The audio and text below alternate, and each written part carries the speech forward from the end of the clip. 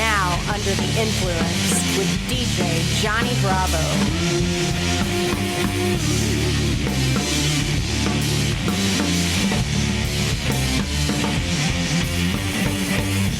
Hello, I'm Johnny Bravo. Welcome to Season 2 Into the Band. Today, you're going under the musical influence of today's guest, James Varner, on Under the Influence with DJ Johnny Bravo. James, we got the drummer from the band Year of October. Welcome to Under the Influence. Dude, thanks for having me. I appreciate you taking the time. Oh, no problem. Thanks for being here. We always do air drums to that opening. Yeah, and you were doing that. I was almost right there with you, or at least nodding my head. Such a great opening tune from you guys. Year of October. I'm hitting up all three of you guys, and you're episode 3. So you'll be featured third, but you're a valuable team member, I'm sure, keeping the beats for those guys in Year of October. You ready to jump right in? Let's go, dude. It just so happens that I am the third. My dad is a junior, so it's a privilege to be the third. Oh, well, good. I'm a junior as well, but I kind of am the third, but my grandfather didn't have a middle name, so we got something there in common. Whoa, no middle name. That's heavy. I know, so we're both juniors. All right, well, let's jump in. Go ahead and tell me a little bit about your musical self, what you currently do, your name of your band, and all the people in your band, and what kind of stuff did you do earlier in your life in music? However you want to start it. For sure, yeah. Currently, I am 29 years old. I live in Nashville, Tennessee. I've been here about 6 years myself. I moved here originally from Savannah, Georgia, about 6 years ago. Started out playing in marching band in middle school, high school. My mom kind of was like, hey, she did marching band in high school. So she was like, you're going to do marching band. I was like, cool, whatever. I was awful at sports, just like a chubby teenager. Sports and cool stuff wasn't like high on my priority list. So I was like, I'll join band, started playing drums, realized that it's actually what I really wanted to do. Did marching band all through high school and college, joined, various bands throughout that time, toured for a few years after college. And then once that band fell through, I moved to Nashville. And I've just been playing here in town. I've been with Josh and Phlecia with Year of October for almost 4 years now. We've written 2 full records together. Yeah, just having a blast playing drums. Josh, he was telling me that he played in band as well. He played the trumpet. When I joined band, there was 2 instruments I wanted to play. One was the drums. Didn't have enough money, so I couldn't do the drums. Then I wanted to do the sax. My hands weren't big enough at the time. I got big hands now. I could do it now, but at the time they weren't, in 7th grade or whatever, to do the saxophone. So I had to do the trumpet. Sure. Well, they actually made us, because we started in 6th grade, they didn't let us start with drums because that's what I wanted to start with. In our middle school, they were like, you have to play like a wind instrument first or a brass instrument. So I played sax for about 6 months, actually, before I was like, yo, let me be a drummer, though. Just let me get off the sax and do the drums. Come on. Let me sit in the back of the class with all the cool kids, My son did take some drum lessons, and he had drums for a while. He had some electronic drums, and then we got him some real drums. But he went to practice and played more than he did. He didn't practice as much. I was hoping he would be, a David Grohl or something like that. And I guess, I didn't get my wish. But maybe one day he'll pick it back up and continue on. It's all about your intention with it, what you want to do, your intention, taking it to the instrument. That's the biggest part of it. But that's a good progression for you. A lot of us did start off in the high school band or the middle school, elementary school band, and just those years of getting to be into music and love music is just awesome to be able to do that with some instruction. Sometimes I know in my role anyway, it wasn't always fun to be in band, and sometimes the band teacher was a little bit goofy, but sometimes you had a cool band teacher and they would let you explore and do some stuff. So I'm sure that was a good time as well for you. For sure. Yeah. Our high school band director, he was actually a drummer as well. So like unlike a lot of high schools, we had a separate percussion class. Like all of the band was in one class, one period, because we were on block scheduling. And then the percussion had its own block. It was like very focused on drums. We weren't just like sitting in the back of the classroom. We were all fluent in rudiments and scales and really able to, he really honed us a certain way, in my opinion. So that's very good. So, you got not only the basics of the instrument, but you got more instrumentation that probably you wouldn't have gotten if he wasn't a drummer himself. So that's really good to know your instrument overall is a good thing, and to bring certain other elements into it. I mean, you're not the first drummer that's been on the show that I've talked to, and it's somebody that sits in the back, you think about it, they should be in the front because they're the ones keeping the time and keeping everybody in line when they go out of line. And some of those rock and roll, I mean, you're in a rock and roll band, and I know your guys aren't, Phlecia and Josh aren't too crazy up there, but some of these guys, I mean, you look at, like Poison and Motley Crue and those guys on the road right now, they probably get really lit and probably forget where they're at. And they need that drummer, to bring them back into where they are supposed to be. Oh, for sure. Yeah. And I personally love sitting in the back. So don't put me on the front of the stage. Yeah. And some drummers like that too. So they don't want to be, anywhere but the back of the house and beating out the bongos and that kind of thing and doing the drums. And so, so sometimes people, like that part of it, still want to be a part, but just put me in the back. Some people don't realize that when they listen to music, drums plays a major part in a lot of bands. Oh, for sure. That was really instilled early on, back to band, because it really taught you to play in an ensemble and listen through the ensemble, be able to work as a team together and listen to each other. And so taking that and flipping it into a rock and roll situation where I'm just back there and I'm listening to everything going on and, keeping it all together. Yeah. You really have to, I guess, keep focus. It's almost like a play when you're playing with other individuals and you're trying to make sure that you're not cutting them off too early, or if they're going to go a little bit funkier on this one, you're following along, or the singer's going to go a little bit longer on that. So you really do have to, can't fall asleep at the wheel back there. You got to pay attention to what you're doing. Keep it going. And it's really nice with the instrumentation that we have in Year of October because, Phlecia sings, Josh plays guitar. So it's just the three of us up there. And so really, as long as me and Josh are watching each other and listening, and, Flea's up there singing her heart out, it all goes pretty smooth, Well, when did you first discover music? How old were you? What were you doing? Where were you? The discovery of music, not necessarily my playing life, would probably be, 9 or 10 years old. I recall my uncle was living with us for a couple years, and he gave me some CDs for Christmas one year. I was like, oh, dude, this is adult music. This is what the cool kids are listening to. And it was Dave Matthews Band, a Three Doors Down Human Clay record, and then Smash Mouth's Astro Lounge. It was 3 CDs that he gave me that Christmas. And I essentially just learned to play drums from the kit along to those 3 records. Oh man, those are some great records. Classics, dude. I mean, Josh Freese played on that Three Doors Down record. He was on all those records at that time. Just killer rock drummer, just all pocket. You're in Nashville and I'm in Richmond, Virginia. And, from this area, Charlotte's not too far from this area, Charlottesville, Dave Matthews, they played around a lot around here. You could go see them next to nothing before they got really big. And now people are paying big dollars. Cool.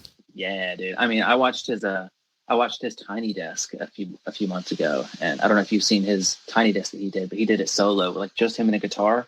Man, that guy's got some soul. He's got some, because I feel like he's classified into that yacht rock kind of music that people just kind of snuff sometimes, but he's a songwriter, and he really feels what he is playing. And of course, Carter Beauford is one of the dopest drummers alive. He murders it with Dave. Yeah, they play really good. I haven't seen that Tiny Desk. I've seen a lot of, it seems like all the Olivia Rodrigo and stuff like that. And, you see some of the more up, I guess up to date people playing those Tiny Desks. So I haven't seen the one with Dave Matthews. I'll definitely have to search that one out and check it out. Just him and a guitar. It's so I'm just getting misty thinking about it, dude. Well, he's definitely a great band leader, and part of his band. They're just so awesome. I know a friend of mine, she goes and sees them every time they're in Virginia Beach. She's in the house seeing them every single concert. She just loves some Dave Matthews. Man, he's such a class act. And Three Doors Down though too. I mean, they're just a great band, probably not as popular as Dave Matthews, sure, but still have some great songs as well. They've played over the years. Definitely, expanded my repertoire since then, of course. But those are 3 heavy hitters. Especially on that Smash Mouth record, there's a couple songs. That song Satellite, straight up Afro-Cuban style beat going on, really intricate stuff. There's some cool stuff on that record too. Yeah, well, I was talking to Phlecia and both Josh, and we were talking about the music and the music that you guys play. I was telling, Phlecia, I was I used to work in a record store, so we would put stuff away. It would be soul, it would be R&B. it'd be hip hop, it'd be anything else would be rock. And now there's so many bands that just aren't really kind of pigeonholed to that.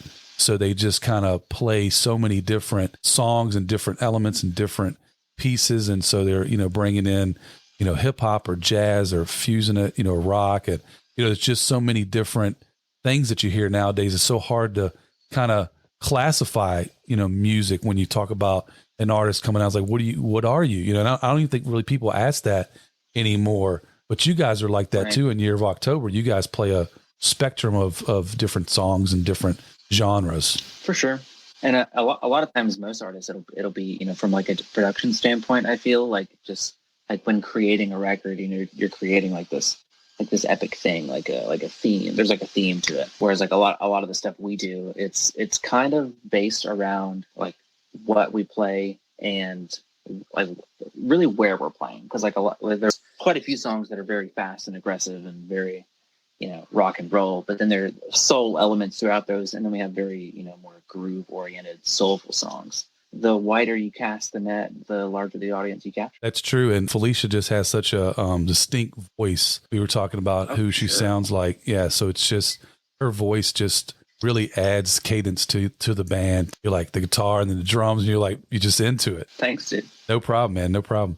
What was your first music purchase? We talked about how you got into music, but what was your music purchase? Was it vinyl? Was it tape, CD, or stream? Where'd you get it? Like that I purchased with my own money was it was a tape. It was a cassette of, it was Backstreet Boys' Millennium. Classic record, larger than life's on that record. Like, oh man, that's some bangers. I had it in my Walkman. I would listen to it on the bus on the way to school. That was Backstreet's back, all right. Backstreet Boys did have some bangers back in the day. And I remember, when I met my wife when she was in college, and she had all like the Backstreet Boys and 98 Degrees and all those guys on the wall. Her and her NSYNC, No Strings Attached. Yeah.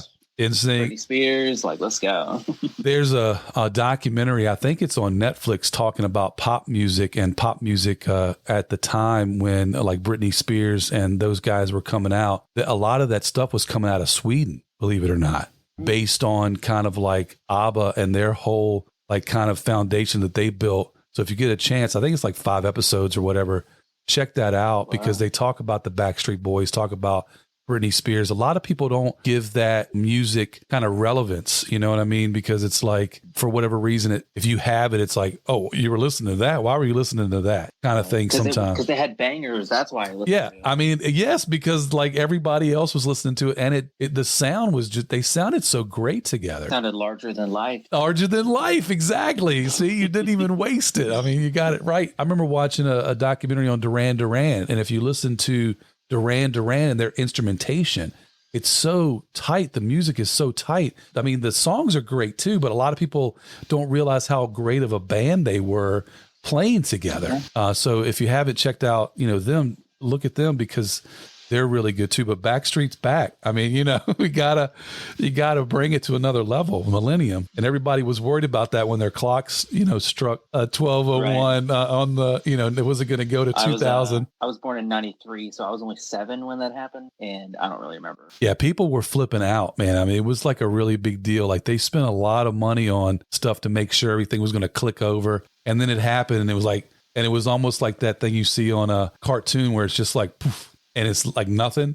That's right. What it was. Like 12:01, it was like, poof, okay, we're still here. Nothing happened, right? We were checking 4 or 5 days later. You're good? You were still good?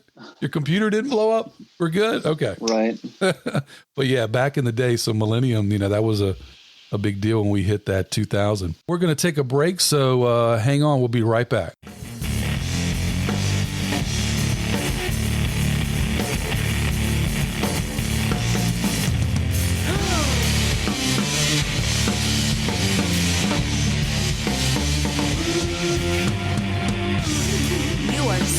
Under the Influence with DJ Johnny Bravo. We are back. I'm Johnny Bravo. You're going under the musical influence of today's guest, James Varner, on Under the Influence with DJ Johnny Bravo. What is your favorite song? My favorite song? Oh, man. That's a tough one. It's like through phases of listening to different... I'm a playlist maker. I like making playlists. And man, one of my favorite songs right now currently is that song "Fly As Me" by Silk Sonic. Silk Sonic is a project. It's Anderson .Paak and Bruno Mars, and that song just like it kicks. Like that whole record's kind of a tribute to like that 60s, 70s soul R&B kind of vibe. I like that whole record. But that song, I was just listening to it on my way home from work today. So I'm into that kind of stuff. But at the same time, I've also been listening to the song "Need to Know" by Doja Cat. I feel like Doja just gets me on some level. I don't know what it is. She's such a babe. Yeah, she definitely is. And she has some good songs as well. Doja Cat. I think there's a song that I listen to with her. Like, I can't remember which one it is. I would have to say, like, if there's like a song that I could like throw on though at any time, it's "Domination" by Pantera. Okay. Yeah, Pantera, they have the record. They kind of hit you in the face. There's some good stuff, man. Vulgar display of power. That's for sure. Exactly. And that's two different ends of the spectrum there with Pantera and Doja Cat and Silk Sonic. Oh, for sure. It all comes together, That's hitting on all levels. If you had to send out a couple song, what would that couple song be? I don't know if I've ever dedicated a song to, or like thought about like that way. A song that reminds me of when I was in a long distance relationship, and that it's still prevalent to this day. It's it's called "Here With Me" by The Killers. Okay. If you know that song, it's on their Battleborn record. I think it came out in 2012. I'm a big Killers fan, and that song "Here With Me," the lyrics like "Don't want your picture on my cell phone. I want you here with me. Don't need these memories in my head. No, I want you here with me." And it's just like an anthem to like, oh god. Yeah, Killers' "Hot Fuss" was my record, and I'm sure that's a lot of people start off. I listen to a lot of Killers, but and I know they're recently touring. I'd love to go see them. "Hot Fuss" I listen to I think I have that all over my playlist on Spotify. I'm always playing something out from that record. "Hot Fuss" is a great record, I feel like the songs like do justice independently. Like they're all very good songs, and it's a great record altogether. When I listen to Battleborn, it's so much more. By that point, the Killers had gotten a little more theatrical with their record making. I feel like so it was a little more epic. Like it went from being like more of like a punk sound, like Mr. Brightside definitely has some very punk elements, to having more of like an arena rock sound, like more of a U2-esque sound. Yeah, gotcha. If I can, Yeah. A little more full-bodied, like arena, like epic rock vibe. Yeah, it's like when I got into vinyl and I was listening to Queen, it was just, I had never really listened to Queen other than the tracks on the radio, And so when you listen to Queen individually, it's totally different than listening to one of their albums. Their albums are just like out of this world, because it's just like, where did these guys come up with this stuff? And, when you only hear the one song, it just doesn't do it justice.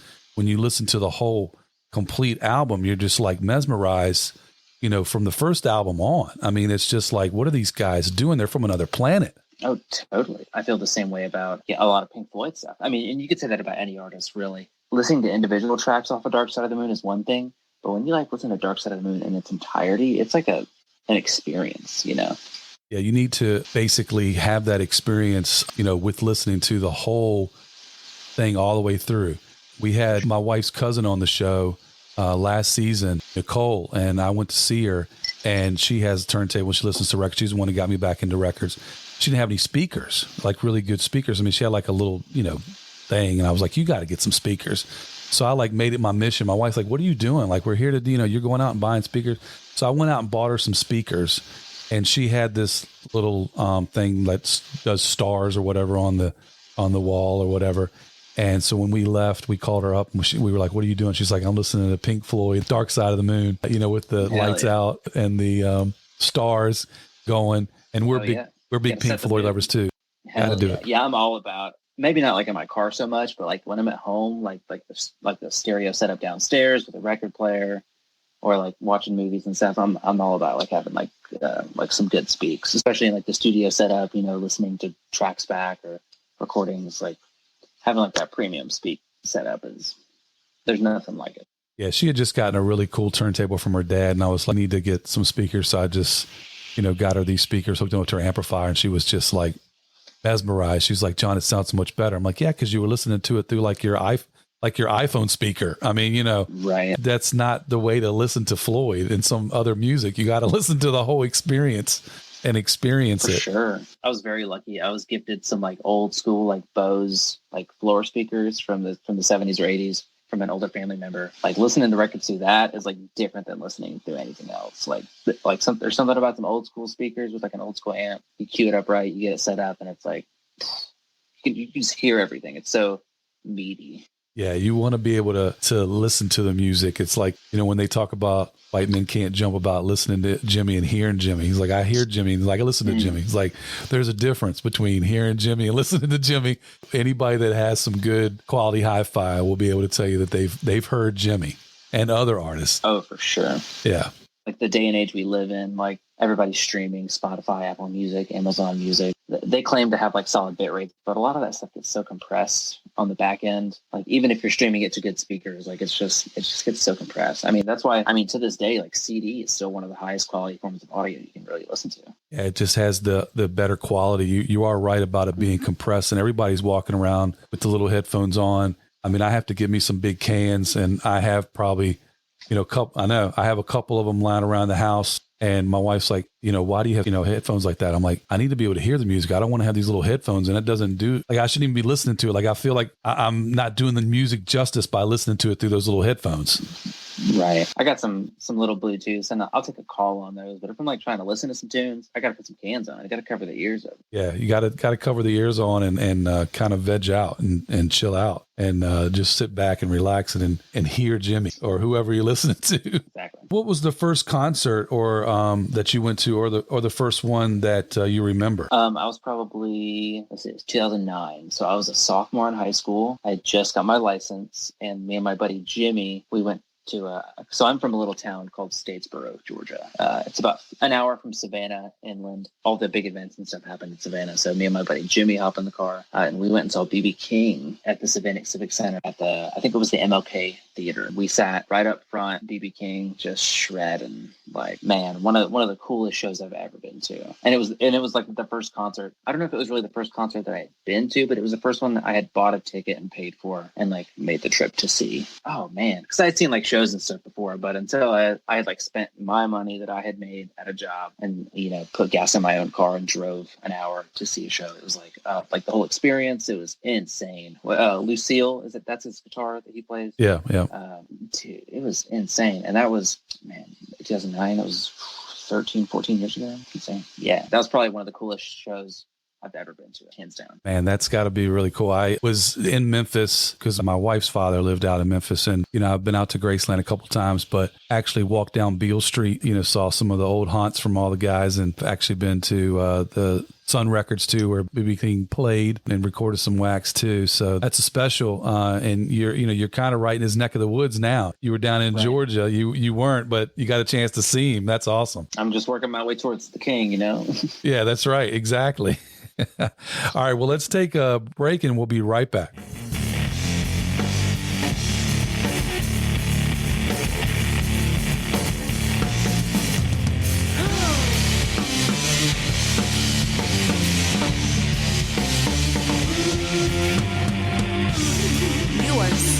Under the Influence with DJ Johnny Bravo. We are back. I'm Johnny Bravo. You're going under the musical influence of today's guest, James Varner, on Under the Influence with DJ Johnny Bravo. All right, James, skipped around a little bit. All good. I know. So we were just having fun. I was asking a bunch of questions, just shooting them at you. And number 8 is, what's your favorite band? Man. Or bands, or artist, or you can do it by genre. I know it's tough. Man, I almost want to do it by decade. You could do it by decade, yeah? I'll try and do like the godfathers of the genres that I like. All right. Of course, heavy groove metal, Pantera takes it all day. Those guys were insane. Yeah. I love like Tool and Between the Buried and Me and, those guys. But I feel like all that came from Pantera doing their thing personally. But Pantera, of course. And I was born in the 90s, so who doesn't love Nirvana? I would group Nirvana and Foo together because it's like a progression. Foo Fighters and Nirvana, the progression of Dave Grohl, as it were. I mean, those are so classic. But then if I were to go for like an individual artist, man, of all time, I've literally been thinking about this all day. have to go with Reba McEntire. Like, Reba McEntire is one of my all-time favorite artists. Like, her first record came out self-titled 1977, and she's still been cranking out records to this day. In my opinion, she's one of like the people that really took advantage of the sitcom role in the mid 2000s and early 2010s. You know, she had like her own show and everything. She does a lot of charity stuff. I'm actually friends with the guy who drums with her a lot of times, Trey Gray. He's been playing with her for almost a decade now. Really good buddy of mine. And like, I've only seen Reba. I've seen Reba live twice, and it's like one of the dopest shows. Like, it's her personality, her voice, you know, her philanthropy as an artist as well. Big Reba McEntire fan. And I know, looking at me, that might not be totally on brand, but it's the truth. Hey, it's your favorites, and you named some greats there. Reba is one in a long line of country women that just dominated and had dominating careers. I mean, you know, you look at a lot of them like Loretta Lynn or Dolly Parton. Reba is up there with them. I mean, you wouldn't really have, as great as she is, Taylor Swift and some of those if you didn't have some of these ladies that came before. And Reba, she does have a lot of records that she put out. Tammy Wynette. I mean, you could name a bunch of these ladies from country music, and Reba just stacks right up there with all of them. And she's got a killer pipes. Sure. And like the longevity of her career as well. Like, she still has a career. She still makes records, and yeah, she's still doing it and stuff. Like, yeah, she's still doing it. Still looks good too. I mean, still looks good doing it. I mean, you know, looking great. Like Mick Jagger's still running around. Reba can still be running around. Paul's still running around. You know, some of these artists can still be running around doing concerts. She has such like a power and a soul. Like, I feel like she brought like a big soul element to country music as well, just the power that she sings with. And that's not to discount anybody else that sings with power, because like, I mean, like Dolly, she's a legend, of course, but like Reba, like The Night That the Lights Went Down Out in Georgia, like that song has such power to it. Like, it's a chunky song. And, you know, when you talk about country too, country people are really sticklers about their country music being country. And when some of these ladies and some of these guys try to change it a little bit in little ways, and they go, you know, pop or whatever, they have to change over to, I mean, that's what Taylor Swift did. She changed over to pop. You know, some of her songs still kind of linger, you know, in country a little bit. Like Reba, she's still making a career. And, you know, Dolly's still around too. So a lot of those legends are still, you know, kicking it out. But yeah, you're right. Reba does have a lot of songs that are out there, and a great influence, I'm sure, to a great number of artists, not just in the country realm, as we can see, you know, you're in the rock genre with your group, but y'all play other elements and you listen to other elements. So you've even attached to her. So that's awesome. For sure. Yeah. I saw a meme not too long ago talking about Kurt. You have to lose Kurt in order to get the Foo Fighters. If Kurt never dies, you never get the Foo Fighters. So would you rather have Kurt still around, or would you rather have the Foo Fighters? And that's a tough question for people that love both. Because like Foo Fighters, they're Wasting Light. Their Wasting record, in my opinion, is one of the best rock records of all time. That record alone is like all Foo Fighters. Like, you could boil down Foo Fighters to every song in that record. One of my all-time favorites. Yeah, the Foo Fighters have just been around so long. It's almost like, you know, like Reba, or like one of those artists that you just kind of take advantage of, like they're just going to always be here. And it's just unfortunate what happened to Taylor. Such a great guy, you know, such an awesome drummer, awesome, you know, family member, friend, band member, all that stuff, you know. Just such a great guy. For sure. We don't really know him, but you know what I mean? Just seeing him out there, you just know that he's cool. And he's had an impact. All the people that came out after he died. I think we missed question 3. Did we? What was the first song that you remember? Oh, man. 100%. Call Me Al by Paul Simon. That's a great video too. Such a good video. Chevy Chase playing saxophone, like classic. Oh man. Yeah, I remember that song vividly. Because my mom has a home video of it, and because I also weirdly remember it. I was probably 3 or 4 years old, riding in the back of the car, and she would put that song on, and I would sing every word to it. Oh man, yeah. It's a clap. My first name is Alfred. My full name is Alfred James Varner III, and so my first name being Alfred, I would always say "Call Me Al." From the song. So it was very fitting, but I ended up going by James most of the time. So here we are. Here you are. So now you got to find a song with James in it. Got to get your new "Call Me Al" record. There's a couple. I got a couple out there. Yeah, there's no short of songs out there with James. One of my favorite songs, James, is by a band called the band's called Camera Obscura. I don't think I've heard of them. They have a song named James. That whole record is really good. It's called what's the name of that record? It might be called The Sweetest Thing. There's a song on that record called Sweetest Thing. That's a solid record. Would recommend if you're in the mood for some sprightly indie music. Tell me the name of them again. Camera Obscura. Camera Obscura. Okay, I'm going to check that out. Well, one of the questions I wanted to ask you before we jump into our last question, and it must have gotten late because we jumped all around, which is fine. I mean, it's the first time I've ever done that. But when you're recording a few or three podcasts in a day, it gets a little squirrely around here, which is fine. Oh, I get it. What I normally ask my drummers is their influences. What drummers inspired them in their craft doing the drums? For sure. I would say my biggest influences are a mix of drummers and non-drummers. Of course, Dave Grohl up there with him. Josh Freese played on, like I was saying, a lot of those early aughts rock records, just really very melodic in his playing. I would say of all of the old school guys, because you have Dave Weckl, Steve Gadd, Gene Krupa, I would say Vinny Colaiuta is definitely in my top 5 for sure. That guy was insane back in the day, and he's insane to this day. Like Vinny Colaiuta is one of the groove masters. Jim Keltner, I mean, he's played on probably more records than anyone alive, and we share a name, so that's really nice. And then non-drummer influences, I would say when I make this category, it's more like people who have a very solid grasp of rhythm and cadence in what they do. So guys like Eminem, huge influence because of the way he phrases his words, the way he uses his cadence.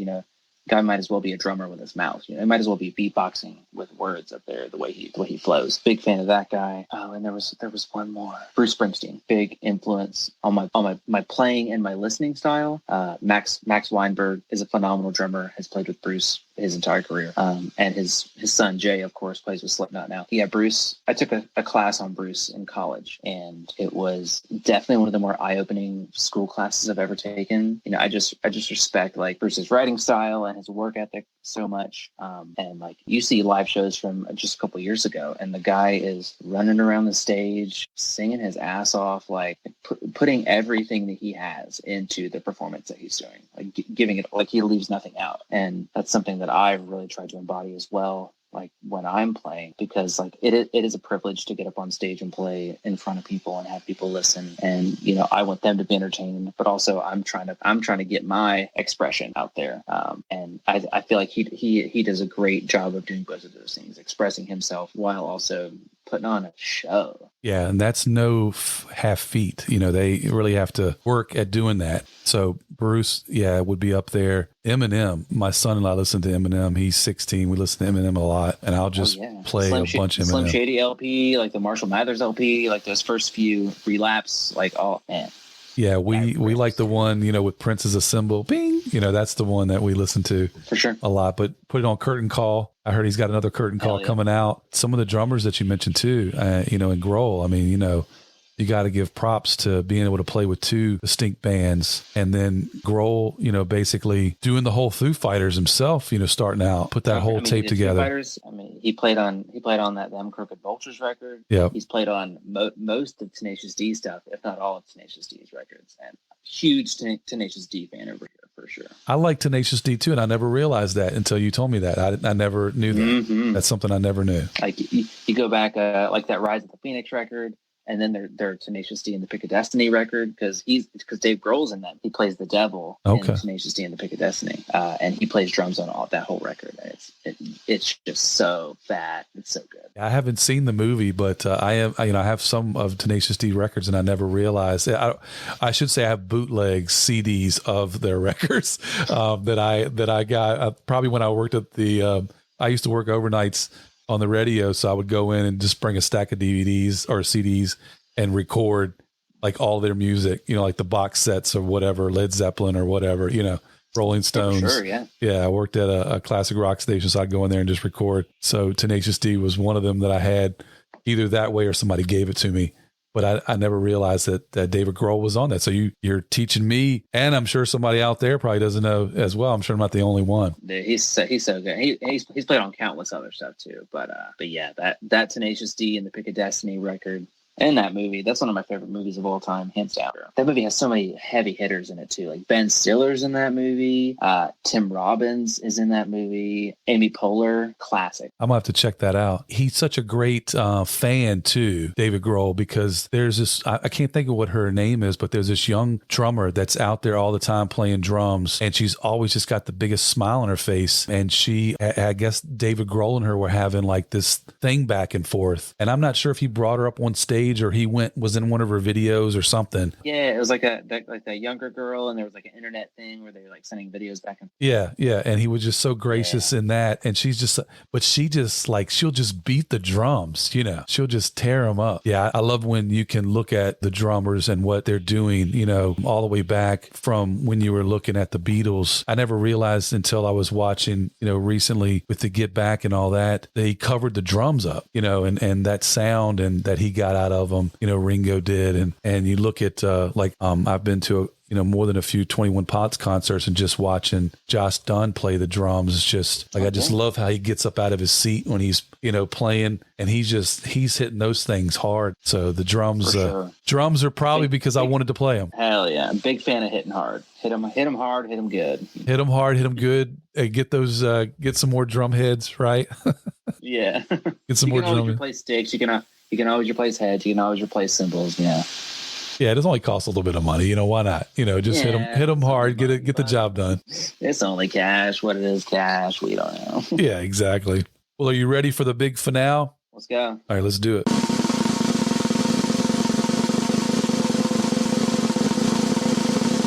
How has music impacted your life? I would say it's impacted every level of how I experience reality as a human being on this planet. It gives me a sense of community, not only in the way that like marching band in high school did, but in the community I find myself in now. With the scene here in Nashville, Nashville's full of players and some of the best players you'll ever find anywhere. And it's really a humbling experience to find other people that do what you do, and you can connect on a certain level. So the community that comes with it, and then just the expression of like being able to get out how I'm feeling. There's so many ways to express yourself, and I'm not always the best expressing myself in words. So I like to use the drums as a way to express myself and show that like, hey, I'm actually like a person with feelings, and here's my feelings. And to that end, it's an outlet for me, not only emotionally speaking, but like physically speaking, because drums are a very physical instrument. And especially the way I play with Year of October, it's very aggressive. I'm already drenched in sweat halfway through the first song. 45-minute set can wipe you, especially when we have to play like 2-3 hour sets. It's like I take a lot of the frustration and angst and existential dread that I feel on the daily basis, and I take that up all through the week, and I kind of bottle it up back here. And then when it's time to play with the band, then I have like this little energy reserve that I can pull from to give me that gas to put on a show and really work through my emotions, both physically and musically, with the people that I'm playing with. It's a huge outlet for me. The pandemic was really weird because we couldn't play. And so I was kind of missing that outlet. Luckily, me, Josh, and Phlecia, we were able to get together, and we ended up writing like a whole record for the pandemic that's coming out later this year, next year, maybe, whenever vinyl's available. But yeah, just a big outlet. Music is the outlet for me to get all of that out. It allows me to be like a pretty relaxed and calm person on the daily basis, because I know that I can get all of that angst and frustration out at the end of the week playing the kit. Yeah, Josh and I talked about that too, about the impact of COVID and the live music. And a lot of people, were thinking about the bigger acts. They weren't thinking about the smaller acts that are going around, the towns and playing in and out. And, y'all's first time back in Nashville playing, he said, was real emotional for him. And I'm sure it can get very emotional when you thought that was going to be taken away for whoever knows how long, forever maybe, and to be able to get back and do that kind of stuff. And I think we all knew that we'd get back to it eventually. It's just like how soon and how would it change in the long run, you know? Because I mean, 2019 we were out there bus playing, you know, we played 200 shows in 2019. 2020 rolls around, it's just you know, gone. And it's still, I mean, we're still kind of just now getting back into doing more weekend runs. Like we got to run this weekend, going out to Alabama and a little bit of Florida as well. But yeah, it's the first time we've done like a run like this since a couple of years now, you know. So it's nice to be able to get back out there and just give them the business, you know.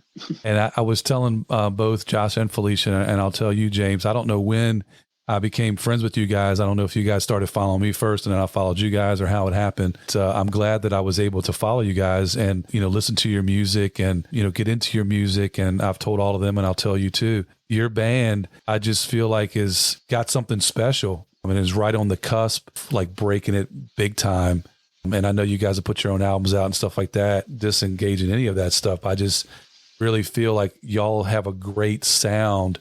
And that's coming from somebody who's listened to a lot of records and, you know, like I'm not big time or anything, but like I'll hear records and I know that they're going to be hits. And I'm like, I hear y'all's music and I hear the hits, you know, I hear the practice. I hear the effort you guys are putting into it. And you guys you're not half-assing it. You know, you're out there doing the work on a daily basis. Like you said, even during COVID, you guys wrote an album, you're still hanging out together. Every time I turn around, you guys are, if you're not touring, you're practicing, you're doing something, and they're telling me that you're the most busy out of all of them. I'm sure you're running around doing, you know, other stuff too, but I just wanted to put that out there that I really enjoy your band and Year of October's stuff. Y'all do some awesome stuff together. Bro, thank you so much. That's very, very kind of you to say. I definitely am pretty busy. I not only play with Year of October, I play with other groups here in town, do studio stuff, or somebody calls me, you know, I'm into it. But playing with Josh and Phlecia has been a different experience completely. Where we're all 100% in, you know, whether it's writing or ready to play shows or like trying to practice, like you said, we're all into it. Like this Year of October is the babe. Josh and Phlecia don't have any kids. I don't have any kids. We just have cats. They have 3 cats. I have 2 cats. But Year of October is the baby. And I really appreciate you saying all that. That's very kind. Yeah. And we're just trying to put some good tunes out there that people like to listen to, you know? I was going to actually ask you about, you know, were you able to work with any other bands or do any kind of session work? And it looks like that's probably why you're not able to be, you know, you're busy all the time because you are doing a lot of that stuff. I do a lot of that stuff. I play with a band here in town called Violet Moons as well. And then I play with my buddy Josh Norfleet. I play on his solo stuff. There's a couple other guys, you know, I play on their solo stuff. And then I also work a day job at a drum retail store as well. So okay, getting it to the next generation. Trying to, you know, trying to get them get in on the drums. And not really. I'm not out there trying to like sell drums. You know, I'm really just trying to help guys discover. Because somebody helped me once discover my intention with the instrument. Like, why am I doing this? Like, why am I going out? Why am I staying out till 2 a.m. playing shows? Like, why am I doing any of this? What is my intention behind the music? And you know, like my personal intention is to work through things I'm doing emotionally and get them out in a physical realm in a way that is enjoyable for both me and the people around me. But, you know, and some guys just want to do it to get famous, and some guys just want to do it so that they have a way to get away from their wife and kids. You know, there's so many intentions behind playing, and not just drums, any musical instrument, of course. Really discovering your own intention is a big thing for me personally. Yeah, I can't think of the documentary, but there's a documentary on drums. It came out, you know, right around the time that the Rolling Stones drummer passed on, and he, you know, they had him focused in on it, and they also had, I think, the Police drummer in there. They had some, you know, some drummers from Stuart Copeland. Yeah. You know, he was in there. And, Charlie Watts from Stone. Yeah, Charlie Watts. You know, they were talking about him and Stuart Copeland, and then they had. They all got together and they were, you know, talking about where they got their gear and different things. And I can't think of who else was in there, but it was some up and coming drummers too. I'm not sure if one of them was related to Stuart or if it was just somebody else playing, but, and I can't think of the name of the documentary, but it might be like I know it's not as the beat goes on. I don't think that's what it is, but was it the Netflix one? man, I can't remember what it's called now. Yeah, it's something around drums, and any drummer would probably get it, but we're both phasing at the moment. But if you get a chance, it's a really good documentary just about what you're saying, talking about the love of drums with a bunch of heavy hitters in the drumming world. I just really enjoyed it, but I can't think of the name. It was like not as the beat goes on, but it was like on the second. Like behind the beat or something. Something like that. Yeah, exactly. Play on words like that. Yeah. Yeah. Something. I'll think of it in like 5 minutes. As soon as we're done, it will both be, that's what it was, Maybe we'll include it in the notes. Well, that's all. I want you to, before I let you go, I want you to tell the folks where they can find your merch for Year of October. Where they can get the records. I know they can stream stuff anywhere, but if they want to actually get vinyl records or CDs or tapes, where do they go? For sure, yeah. So of course you can stream us on Spotify, Apple Music, like wherever you stream your stuff. But if you want that high quality recording, not that compressed bullshit they're peddling you these days, you can find us on Bandcamp. You can find us on our website. I think it's yearofoctober.bandcamp.com. Possibly, I might be wrong on that. Anyway, you can find us on Instagram at Year of October. We got links in the bio there. Yeah, you can find us anywhere there. All right, and that takes us to the end. So thanks for going under the musical influence of today's guest, James Varner, on Under the Influence with DJ Johnny Bravo. Go Under the Influence on Instagram at DJJONNI Bravo _ Under the Influence, or contact us by email, djjohnnybravo.undertheinfluence@yahoo.com. Check out my other podcast with my son, Hero Chat Show. Please subscribe to Under the Influence with DJ Johnny Bravo, where you listen to your podcast. I'm Johnny Bravo. I'll see you next time. Goodbye.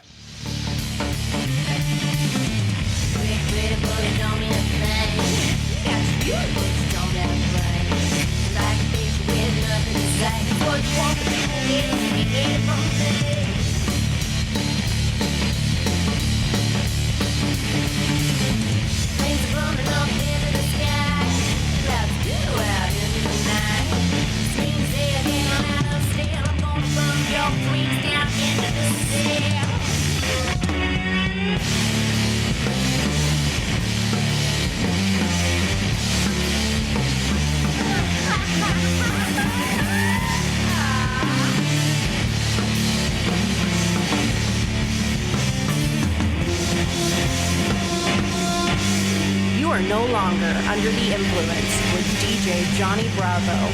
Until next week.